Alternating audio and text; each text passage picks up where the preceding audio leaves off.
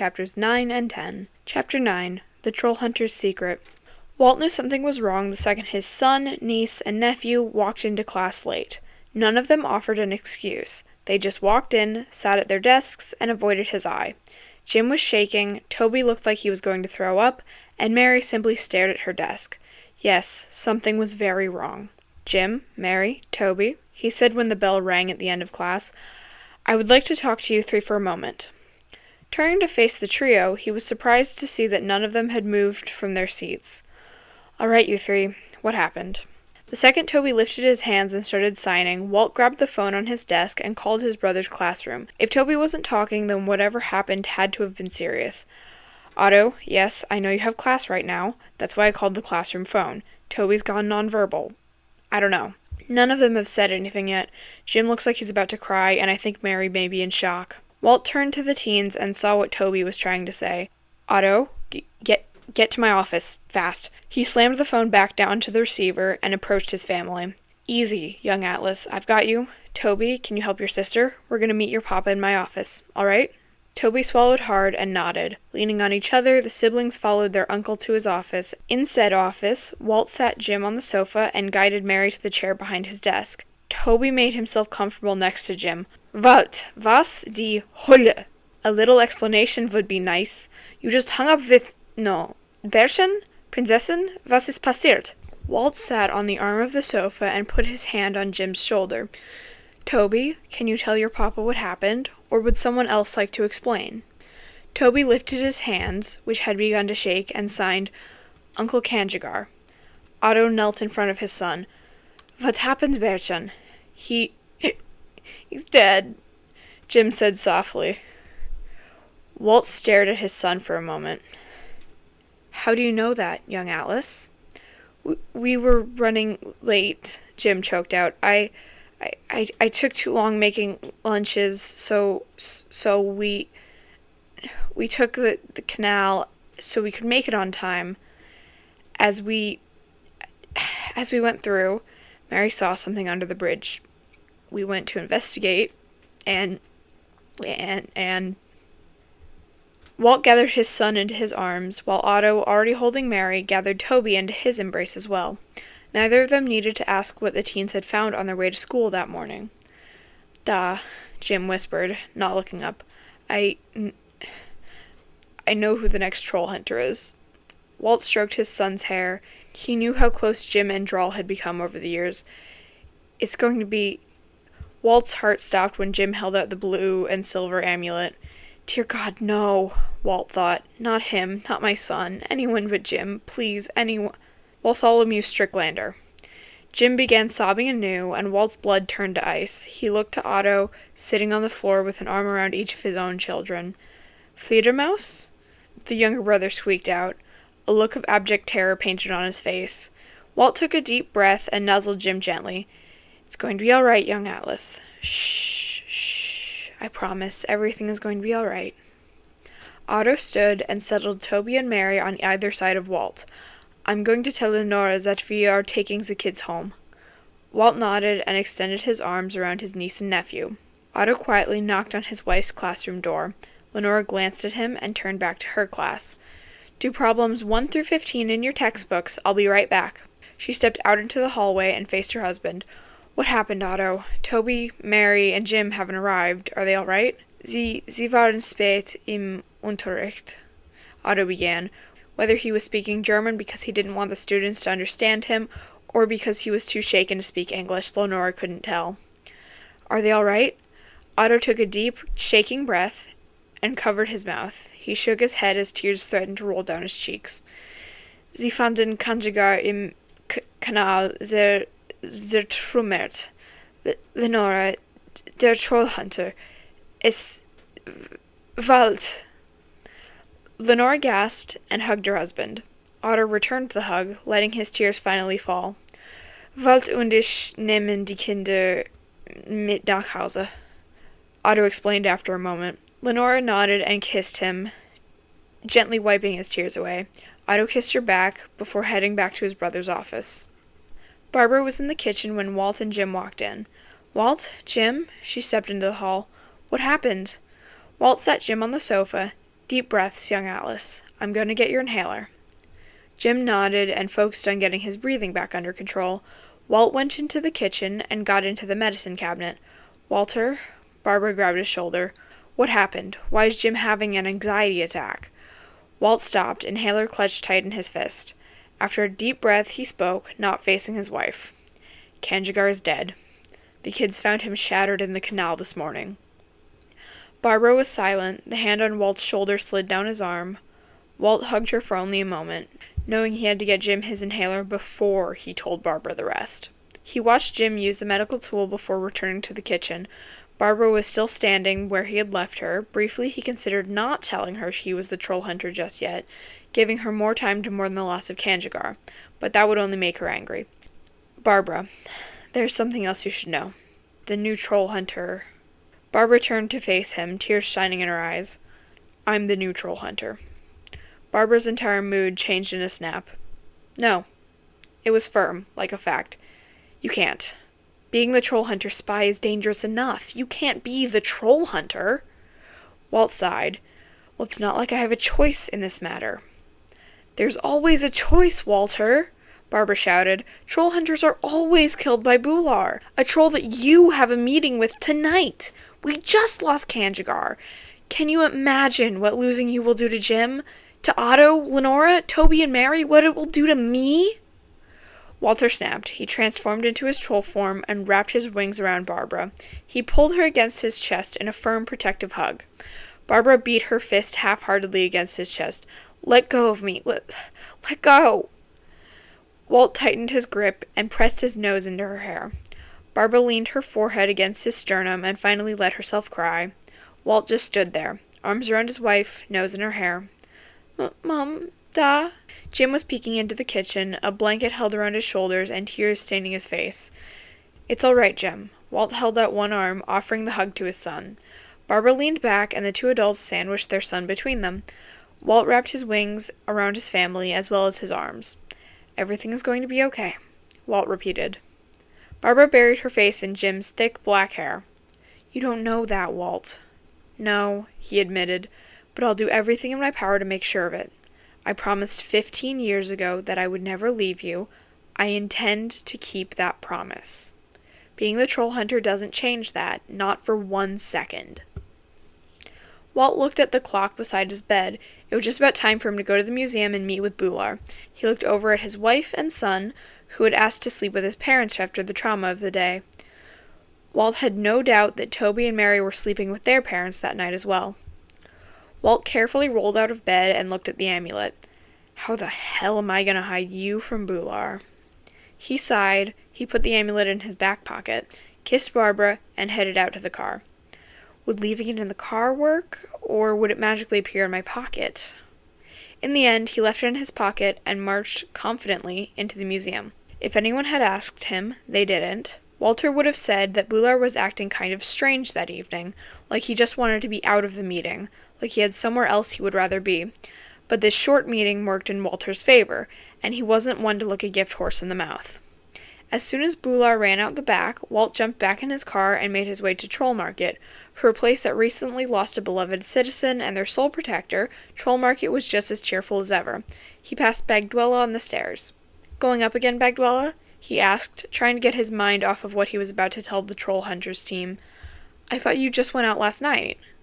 I did, but I forgot something.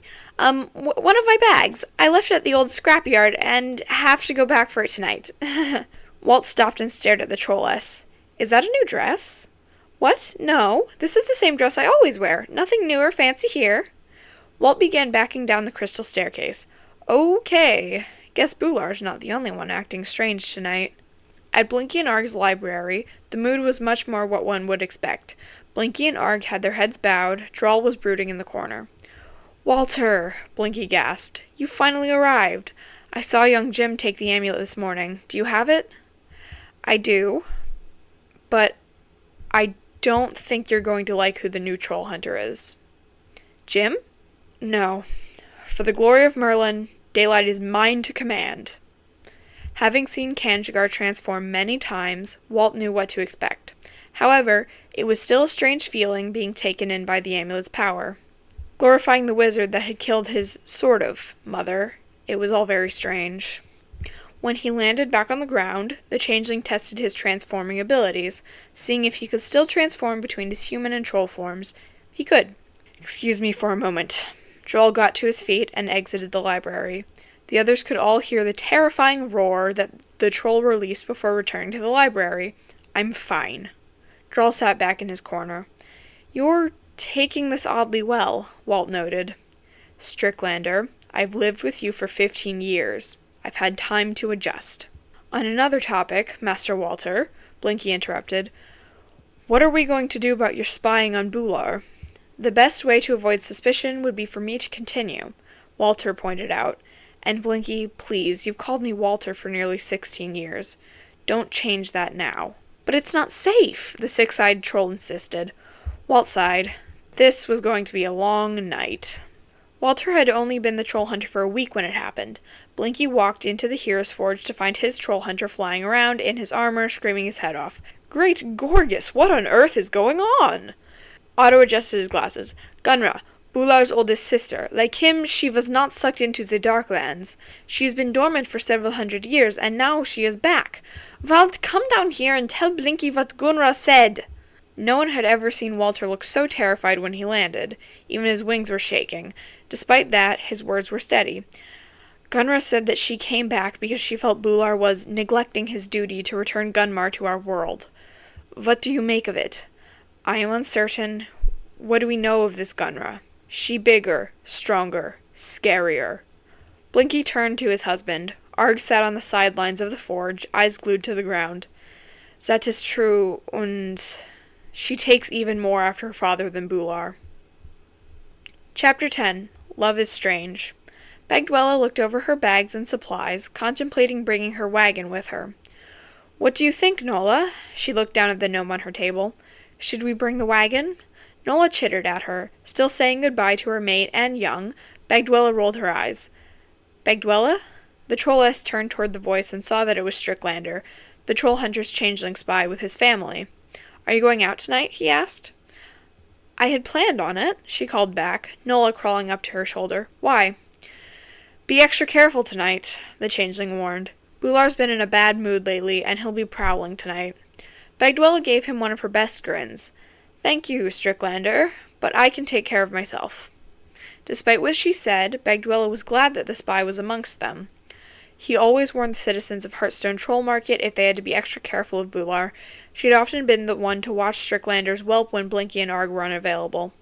Gathering her bags and making sure Nola was ready to go, Bagdwella made her way to the crystal staircase.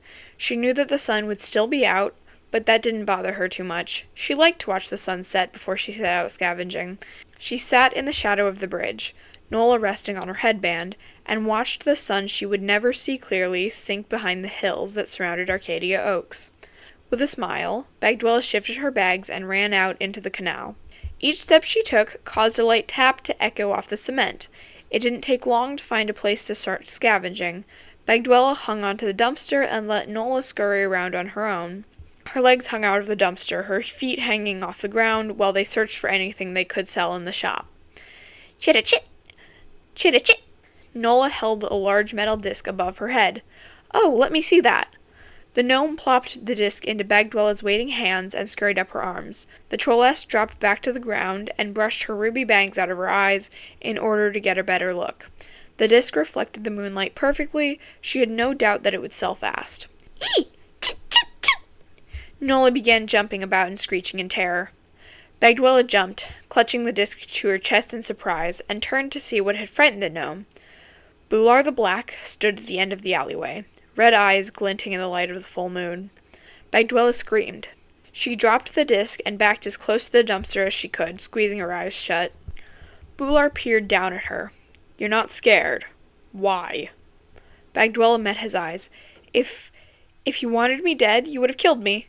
The monstrous troll growled and scooped up his sword. Bagdwella gasped and backed against the dumpster once more. But Bular simply turned and marched away. Bagdwella sighed and slid down the dumpster until she was sitting on the ground. "Chitta!" Nola put her hand against Bagdwella's cheek. That was... I don't know. Let's just Hope it never happens again. Bagdwella was unable to get her encounter with Bular out of her head. It had been 2 weeks, and nothing had come of it.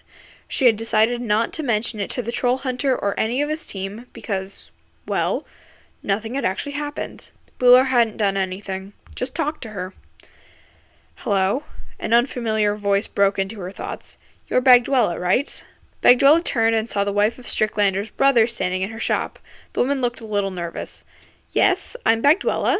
She smiled, trying to put the woman at ease. "What can I help you with, Miss Scarbock?" The woman squeaked. "Lenora Scarbock." "What's so funny?" "Oh, I'm just not quite used to the whole Miss Lenora Scarbock thing yet." Lenora blushed. "Oh, that's right. You haven't been married to him long, have you?" "Nope." Lenora was beginning to relax. "We got married last week. Walt mentioned that you specialize in common but beautiful stones. Do you have anything pink? About this big?" I believe I do." Bagdwella turned. "Nola, can you grab the primrose stone, please? It's on the top shelf." "Chit!" The gnome scurried up the shelf to the one Bagdwella was too short to reach. I thought trolls considered gnomes to be like rats," Lenora mentioned. "That's what Blinkus would have you flesh bags think," Bagdwella told her. "I believe a better comparison would be cats. Typically, I don't care much for gnomes myself, but Nola and her family are a special case. Ah, here you go." "Oh, it's perfect!" Lenora began digging around in her purse for her trade materials.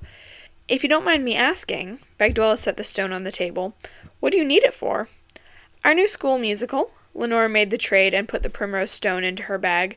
It's based off a Midsummer Night's Dream. I'm going to use the stone as the love potion." "Love potion? I'm intrigued. If you can find a way, I'd love to see this musical of yours. I can have Walt or Barbara record it when they bring the kids. Then you and I can rig something down here so you can watch it." "I'd love that. Thank you." Bagdwella and Nola were out scavenging. Again, it had been some months since their encounter with Bular the Black, and they had both all but forgotten it. Well, almost. Bagdwella was kneeling in an alley, looking through a pile of discarded flesh bag junk. Nola had scurried off to investigate further down the alley. Suddenly, Bagdwella felt something bump into her foot. Thinking it was Nola, Bagdwella was surprised to find a sapphire sitting next to her foot. Ordinarily, it would have been something she could find in the caves, in its raw state, anyway. This gem had been neatly polished and cut into a perfect sphere. Whoever had left it had certainly put a lot of work into it. She looked around for the owner. What she found was a pair of fiery red eyes. It was clear that the Gum-Gum Prince was trying to go unnoticed. Bagdwella couldn't help but chuckle. "Bular? Keep it." His words were a deep growl. "Thank you." Bagdwella didn't know what else to say. Where had he gotten the sapphire? Why was he giving it to her? All she heard was another quiet growl before complete silence. "Chitty-chit!" Nola had returned. Bagdwella shook herself out of her stupor and picked up her gnome. "It's lovely, isn't it? Whoever fixed it up sure put a lot of work into it." As she gathered her bags and finds, Bagdwella found herself asking a question she never thought she'd ask. "Does Bular the Black fancy me?" "Della, can I ask you something?" Lenora asked. She, Barbara, and Bagdwella were gathered around Bagdwella's keep for a little girls' night. Walt and Otto were more than capable of handling the whelps, no doubt about that. "Yes, Lenora." "Who are you seeing?" "What?" Bagdwella nearly dropped the rot cakes she was making. "What gave you the idea that I'm seeing anyone?" "You're making rot cakes," Barbara began. "Too many for you alone, and you know that we can't eat them. That, combined with the silly smile on your face and the new sapphire sphere, tipped us off. You've been complaining that you never have any time to harvest gemstones these days," Lenora added. Bagdwella hung her head. "Fine. Yes, the sapphire was a gift, and it's possible that he fancies me." "Ooh, he may fancy her," Lenora teased.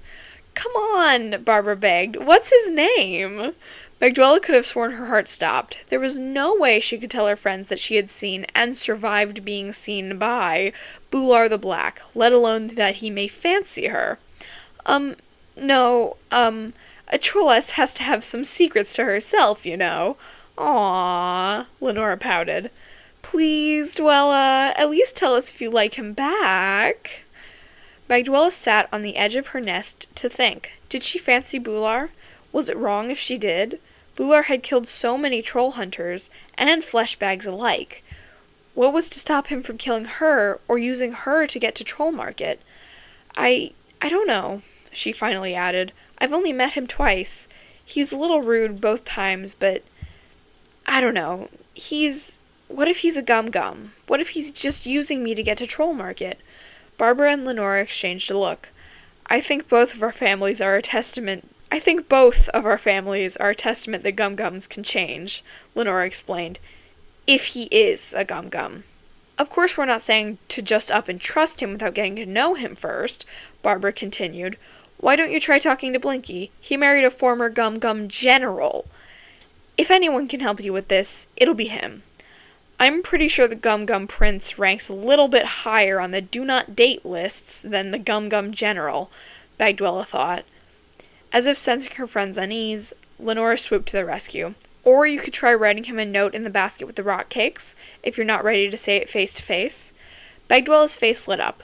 Lenora, you're a genius! Bagdwella didn't know what she expected when she wrote the note to Bular and tucked it into the basket with the sweets she had baked. A reply in the basket next week was not it, though. Bular's handwriting was surprisingly neat and his spelling and grammar perfect. Even his words were surprisingly eloquent. I guess that makes sense, Bagdwella reasoned. He may be a gum-gum, but he is the prince. She found herself writing a reply back. Thus began a game that went on for 5 more years. Bagdwella and Bular would write back and forth between each other, leaving the letters in the same basket, in the same alleyway in which they had first met. Sometimes they would even leave little gifts for each other in the basket as well. They talked about themselves and about each other, but never about the Gum-Gums, the Troll Hunter, or about Troll Market, except that Bagdwella ran a shop there. Their game came to an abrupt stop with a simple exchange. Bular, do you sell car parts? Bagdwella, yes. Why? Bular, I have something I would like to show you. Only if you want to, though. I understand if you are not comfortable meeting face to face. What do I do? Bagdwella asked her friends. Should I meet him? I don't know, Dwella. If you're not comfortable meeting him, just tell him that, Barbara reasoned. It's kind of like what Mama and Papa told me about internet friends, Mary piped up from her spot on the floor. Bring a friend, meet somewhere public, let others know where you'll be. Be careful. That's right, Lenora told her 10-year-old daughter. But Tanta Bagdwella's friend is a little different because she is stubborn and won't even tell us his name. I'm sorry. It's been 5 years, Bagdwella, Barbara said. Do you even know his name? I do, and if this relationship becomes serious, I'll tell you who he is. I'll bring Nola with me when I meet him. If anything happens, she can get help. I get the feeling this isn't really how it works, and it's not how I'm supposed to do it. No, and if you try it, you'll be grounded until you die. This was a bad idea, Bagdwella chanted in her head. She was standing in the alley, waiting for Bular. She was wearing her usual dress, but had opted to wear her new headband. It was bioluminescent. Her heart pounded in her chest. Bagdwella? She turned around and found Bular standing at the end of the alley. Bular? The giant troll didn't look any different from the last time Bagdwella saw him, except that he hadn't brought his swords with him. Bagdwella took it as a small comfort, even though she knew he didn't need the swords to kill her. I'm glad you felt comfortable enough to meet me tonight. I think you are going to really like what I have to show you. He offered her what might have been a charming smile. She smiled back. Well then, lead the way. Bular ushered her to walk beside him, and they departed from the alley. The Gum-Gum Prince led her to the outskirts of Arcadia, near the edge of the forests that covered the surrounding mountains. As they walked, Bagdwella felt her unease begin to ebb. Here we are. Bular swept his arm out to gesture at the drive-in movie theater. Here we are. Bular swept his arm out to gesture to the drive-in movie theater. But this is a place flesh bags go. Bagdwella looked up at Bular. Not anymore. They stopped coming here about a decade ago. Flesh bags think it's haunted, that it has ghosts. Bagdwella couldn't help but chuckle. That's ridiculous. There's no such thing as ghosts. Bular laughed. Shall we take a look around? Bagdwella was astonished when he offered her his hand. Shyly, she accepted it, and the two began exploring the abandoned drive-in. However, it wasn't long before she gave in to her excitement and began running around to look at all the different vehicles that had been abandoned with the drive-in. She didn't notice the look on Bular's face. Punch bug! She suddenly shouted as she slugged him in the arm. It took her a moment to realize what she had done. Fear reclaimed her as she backed away quickly. I'm sorry, I'm so sorry. I don't know what I was... It's all right, Bular assured her. In fact, it was funny. What is a punch bug? That is, Bagdwella pointed at the car in question, a Volkswagen Beetle. When you see one, you punch the person closest to you. It's not meant to hurt. It's just for fun. Like this? Bular put his fist against Bagdwella's shoulder and pushed her away. Bagdwella noticed how she barely stumbled. Bular was surprisingly gentle. Yes, just like that. Cheetah? You have a gnome on your shoulder. This is Nola, Bagdwella explained. She goes everywhere with me. You don't mind, do you? Bular looked thoughtful for a moment. No, I don't mind, as long as she doesn't bite me. Bagdwella couldn't hide her smile as she returned to her keep. How was your date? Bagdwella gave an unladylike shriek of surprise. How had Lenora gotten into her keep? You scared me, Lenora. How was your date? It was really nice, Bagdwella admitted. I'm meeting him again next week. You arranged a second date? Lenora leapt forward and hugged her. I can't believe this. Bagdwella hugged her best friend back. I can't either. I really like him, Lenora. Bagdwella released the fairy and sat on the edge of her nest. He was so kind and gentle. I wasn't expecting it at all. The other times I've met him, he was rude and growled. Lenora shrugged. It's been 5 years. So, are you going to tell me his name? I can't. Bagdwella, you said if things got serious, you would tell. It's not serious yet. Lenora sat next to Bagdwella. Is there a reason you can't tell me? You have to promise not to say anything. Understood? Bagdwella could see the apprehension in Lenora's eyes, and she has good reason to if she knew who he is. All right, Dwella, I trust you. Why can't you tell me? He's a gum-gum. He's changing. I've seen the changes in his letters, but he's still a gum-gum.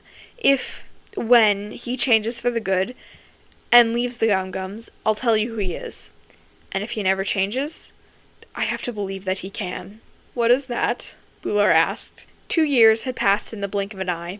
Meeting 1 night a week became 2 nights a week became 3.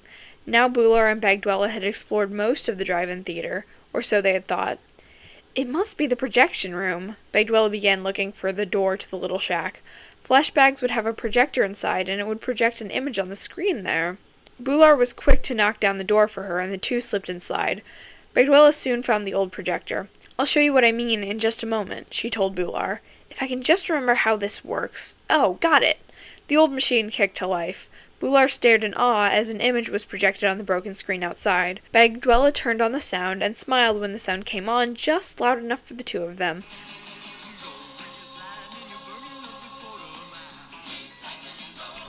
What is this? It's a flashback movie, a musical by the sound of it. Can we watch it? Sure, but only till it's time to go home.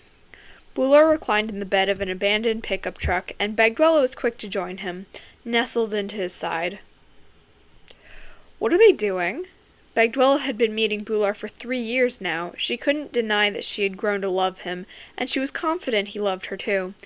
The fact that he told her he loved her every time he saw her kind of helped her come to that conclusion. That's kissing, Bagdwella explained, barely looking up from the car she was scavenging from. Fleshbags use it as a sign of affection. They kiss their mates, their whelps, some even kiss their friends. Bagdwella could hear Bular's tail thumping against the ground. He was thinking. Can we try it? Bagdwella hit her head on the hood of the car. What? Bular looked away from the screen. May we try kissing? Bagdwella stared at Bular. Kissing was a fleshbag practice. She hadn't even touched noses with anyone in 100 years, but she couldn't deny that it had fascinated her ever since the first time she saw Lenora in auto kiss. Sure, why not? She turned from her car and climbed into Bular's lap, standing on his knees in order to reach his face. Bular reached his hand around the back of her head and carted his fingers through her ruby hair. Bagdwella's heart pounded in her chest as she leaned forward and pressed her lips against Bular's. Bular wrapped his other arm around her waist and held her closer. Bagdwella wrapped her arms around his neck. When they finally broke apart, their eyes were both wide. I see why fleshbags do this, Bular gasped. Bagdwella nodded and pressed her lips against his again. It seemed to Bagdwella that the very next time she opened her eyes, the sun was up. Her and Bular were in the projector room, and the sun was up. Both her and Bular shot upright and looked around. That escalated quickly, Bagdwella noted. The sun's up. Lenora's gonna kill me. I'm supposed to watch her whelps while her and her mate go out of town. Bular shifted around in the nest the two of them were lying in. They'd made it the night before out of tarps and blankets they found in the projector room. Bagdwella turned off the projector and speakers before returning to the nest. So, is anyone going to be wondering where you are? Probably not. Bular curled around Bagdwella, one arm around her waist, his tail curled around her legs. There's one changeling who may notice that I'm not there, and that's because I usually sleep where she works. Bagdwella nuzzled against his chest. Will I miss you when we're apart? Bular pressed his nose into her hair. I miss you too, Dwelly. I love you. I love you too, sweet bun. Bagdwella hurried into her keep, hoping that she beat Lenora and the whelps. You know, if I caught one of my children sneaking in at this hour, they'd be grounded for a month. Bushigal. Lenora was sitting at the table, in her fairy form, a definitive sign that she was mad. Neither of her whelps nor her husband were there with her. Well, good thing I'm not one of your whelps, then. You were gone all day. For all I knew, you had been turned to stone, and you're lucky Barbara had work. If she knew about this, what happened? Bagdwella thought and carefully planned out her next words. I kissed a gum-gum, and I liked it. Lenora stared at her. You kissed him? Like touched noses? Bagdwella put a finger to her lips. I kissed him. You kissed him. And then one thing led to another, and I screwed a gum-gum and I liked it. You slept with... Do you mean you... Oh my gosh, you screwed a gum-gum. Holy shit. Bagdwella smiled sheepishly and ducked her head. Lenora jumped off the table and transformed back into her flesh bag form. Toby, Mary, and Jim are with Draal right now. They'll ride their bikes to school and then study at Blinky and Aaarrrggh's. You have the night shift on Saturday. However, you'll only have Toby and Mary all day because Jim will be working with Blinky in the library. Then Mary will be riding her bike to Claire's after dinner. You got all of that? I just told you I slept with a gum-gum, and you're still letting me watch the whelps? Yes, Dwella, you're my best friend. He loves you, you love him. He's genuinely changing so he can be with you. As your friend, I say, get it, girl. As a responsible adult in the human world, I say be careful. And as a mother, I say try not to have another nighttime adventure like tonight while you watch my children. Bagdwella, I trust you with my life. Having sex outside of wedlock will never change that, no matter who it's with. I doubt you would say that if you knew who it was, Bagdwella thought. Bagdwella scurried up the crystal staircase. She had just gotten a new dress that matched her favorite headband and was eager to show her boyfriend. Going up again, Bagdwella? Strickler asked on his way down. I thought you went out just last night. Bagdwella's heart began to pound. Were people other than Lenora and Barbara beginning to notice how often she went out? Oh no, had he found out about Bular? I did, but I forgot something. One of my bags. I left it at the old scrapyard, and I have to go back for it tonight.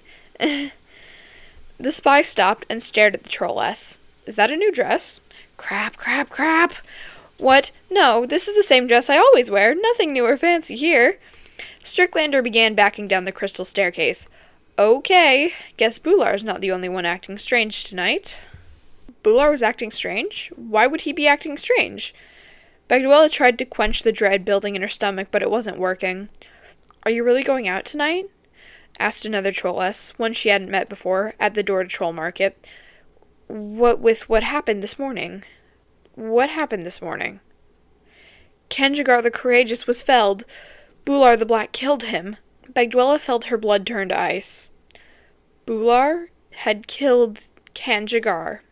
But he had said he had changed. Why would he kill the troll hunter if he had changed? Yes, I'm still going out. There's something I need to do. But first there's something I forgot in my keep. She turned around and sprinted back to her shop, and into her keep behind it, looking for a very specific gem. That is the end of those 2 chapters. Please do go leave a comment and a kudos on the original fic. I'm sure the author would appreciate it. And here's a list of the German words and phrases used in these past 2 chapters and what they translate to.